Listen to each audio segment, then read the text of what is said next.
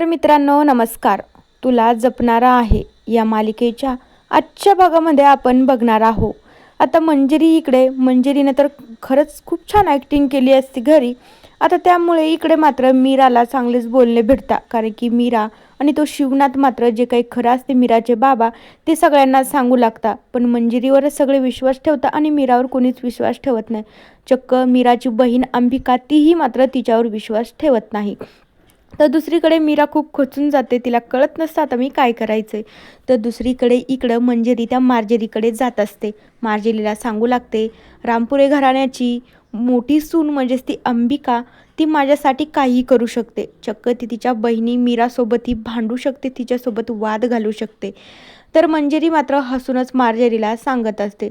तर दुसरीकडे अंबिका मात्र मीरासोबत वाद घालायला सुरुवात करते. म्हणू लागते, काय गं मीरा, तुला वाटते का आपले आईसाहेब खोटं बोल, तू आईसाहेबांबद्दल काहीच बोलायचं नाही. त्यावेळी अंबिका खूपच चिडून मीरासोबत बोलत असते, कारण की ती खूप इमानदार असते आणि प्रत्येकासोबत प्रामाणिकपणेच वागत असते. तर दुसरीकडे इकडे अंबिका मात्र परत एकदा मार्जरीला सांगू लागते, सॉरी मंजिरी म्हणू लागते की हे बघ मार्जरी, एकदा का त्या मीरा आणि अंबिकामध्ये चांगली थिणगी पडली ना, तर मग त्याला आग कशी लावायची ना ते मी पुढचं बघेल. मंजिरीला मात्र खूप आनंद होत असतो. तर मार्जरी मात्र हे सगळं ऐकत असते. मग त्यानंतर मंजिरी हसतच मार्जरीला म्हणू लागते की त्यानंतर ना मार्जरी, तुला सांगते, यांच्या दोघींमध्ये चांगला वाद चालू झाला ना की मग आपला मार्ग मोकळा होऊन जाईल. त्यावेळी मार्जरीला खूप आनंद होत असतो की मंजिरी आता यावेळेस काही ना काहीतरी करून दाखवेनच. त्यावेळी मंजिरी तर खूप मोठ्याने हसू लागते.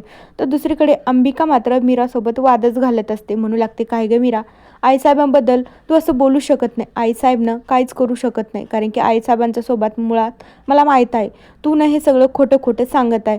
तर मीराला मात्र खूप राग येत असतो. ती म्हणू लागते, खरं तर तुला अंबिका ते सांगू का मला काय वाटतंय, मला ना मुळात तुझ्यासोबत आता सध्या बोलूच वाटत नाही. मला असं वाटतंय तू ही मात्र या फॅमिलीमध्ये मिसळून चालली आणि मला एकटं पाडत चालली. कधी नव्हे मला असं वाटत होतं या घरामध्ये माझं दुसरं तिसरं कोणी नाही, फक्त माझी एक एकुलती एक बहीण आहे की ती माझी साथ देते. पण तूही मात्र आता तशीच करते. तुलाही माझी काहीच गरज राहिलेली नाही. मी जे सांगितलं बाबांनी जे सांगितलं ते खरं आहे, कारण की आईसाहेबनं आहेतच तशा, कारण की मी त्यांचे अनेक रूप बघितलं आहे. पण अंबिका मात्र खूप इमानदार असते, म्हणून तिचा विश्वास बसतच नसतो. तिला आईसाहेबच चांगलं वाटत असता. तर दुसरीकडे मंजिरी खूप मोठ्याने हसू लागते की तिला वाटत असते की चला एक ना एक तरी माझं काम नक्की सक्सेस होईल. तर दुसरीकडे मीरा आणि अंबिका मात्र दोघीजणी खूप दुखावलेल्या असतात. दोघीजणी एकमेकीशी वाद घालून खूप रागवलेल्या असतात.